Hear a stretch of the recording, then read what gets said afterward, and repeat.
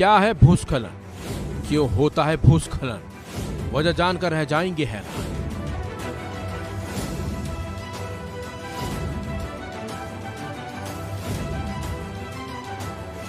केरल के वायनाड में भूस्खलन के बाद आई तबाही ने 170 से ज्यादा लोगों की जान ले ली, जबकि 100 से ज्यादा लोग अभी भी लापता हैं। लेकिन भूस्खलन से इतनी तबाही क्यों मची और भूस्खलन क्यों आता है, अपनी इस वीडियो में हम आपको बताएंगे। दरअसल बारिश का मौसम आते ही देश के पहाड़ी हिस्सों में भूस्खलन होना आम बात है।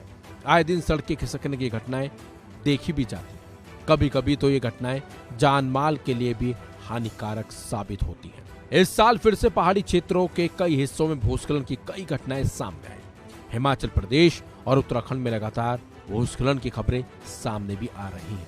और तो और जम्मू कश्मीर के कई हिस्सों में भी भूस्खलन हुआ है, जिसकी वजह से सड़कें तबाह हो गई। भूस्खलन की भेंट चढ़ने की वजह से ग्रामीण इलाकों का संपर्क शहरों से टूट चुका है। चलिए अब आपको बताते हैं कि आखिर भूस्खलन क्या होता है।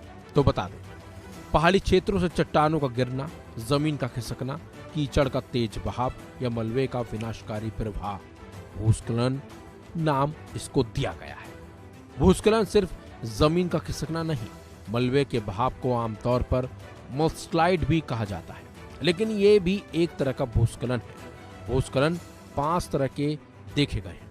कभी चट्टान गिर जाती है, कभी चट्टान पलट जाती है, तो कभी चट्टान ऊपर से नीचे की ओर खिसकती है। भूस्खलन अक्सर भूकंप, बाढ़ और ज्वालामुखी फटने के साथ भी आते हैं। भूस्खलन की कई वजहें होती हैं। इनमें प्राकृतिक घटनाएं तो शामिल हैं, लेकिन प्रकृति के साथ मानवीय हस्तक्षेप को भी बड़ी वजह माना जाता है। खासतौर पर 3 वजहों से विनाशकारी भूस्खलन आते हैं। इनमें सबसे पहला है जंगलों की अंधाधुंध कटाई। इससे सबसे बड़ा इंसानी हस्तक्षेप माना गया है। ये भूस्खलन के मुख्य कारणों में से एक है। वनों की कटाई से पर्यावरण का संतुलन बिगड़ता है। पहाड़ों पर चट्टानों की पकड़ ढीली हो जाती है। पेड़ों की जड़ें मिट्टी और चट्टानों को बांधने में दरअसल मदद करती है। भूस्खलन का सबसे बड़ा सबक पर्यावरण संरक्षण है। प्रकृति से खिलवाड़ पर्यावरण के लिए विनाशकारी साबित हो रहा है।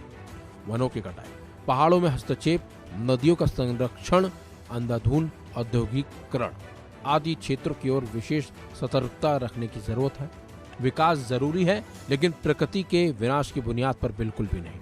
लेकिन जिस तरह से भूस्खलन की खबरें सामने आ रही हैं, ये एक तरह से हिमाचल प्रदेश, जम्मू कश्मीर और उत्तराखंड के लिए चेतावनी भी है। ऐसे में अभी भी अगर सही और कड़े कदम नहीं उठाए गए तो हालात पहाड़ी क्षेत्रों में और ज्यादा बिगड़ सकते हैं।